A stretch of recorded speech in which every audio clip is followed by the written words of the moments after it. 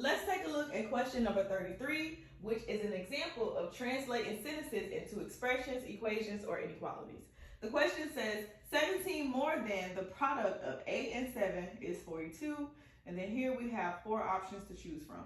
So anytime you guys are dealing with this type of question, the most important thing that you need to do is label the different parts of your sentence, most importantly your operation. When are we going to add, subtract, multiply, or divide? So if we go through, we have 17, so obviously we know that's going to be a number. More than is an indication of what? That we will have to add. The product, we know product is an indication that we're going to have to do what? Multiply. So that means whatever follows this particular word product, those are going to be divided, so we're going to multiply. So it says product of 8 and 7. So this and connects my 8 and my 7. So that lets me know that these two are going to be multiplied together. All right, is an indication of what? An equal sign. And then 42, we know it's going to be 42. All right, so just in the scheme of things, we're going to take our rough draft of what we have, and then we're going to write it out, and then we're going to simplify from there. So we have 17 plus a times 7 equals 42.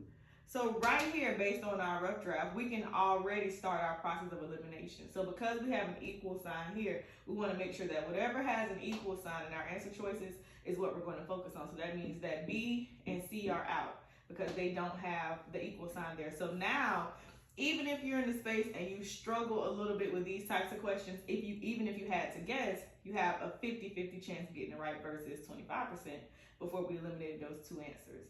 All right, but now from here, we're going to simplify. So of course, anytime we multiply a variable and a number together, we stick them together. And the number is always in the forefront. So if we say a times 7, that's going to be 7a. All right, I'm going to bring everything else down. Now, because we are dealing with addition, remember addition can be written 2 different ways. So we can always flip-flop it because that doesn't change the answer, basically. So 17 plus 7a equals 42 can also be written as 7a plus 17 is equal to 42. And this is only with addition. You can't do this with subtraction. And the reason why you need to be clear on this is because the answer could be given to you either one of these ways. And I want you to recognize that they both are correct. And they won't put you in a scenario to where you have both of these answers when dealing with addition because they are equivalent. All right, so if we look at our answer choices versus what we got, the correct answer is going to be D.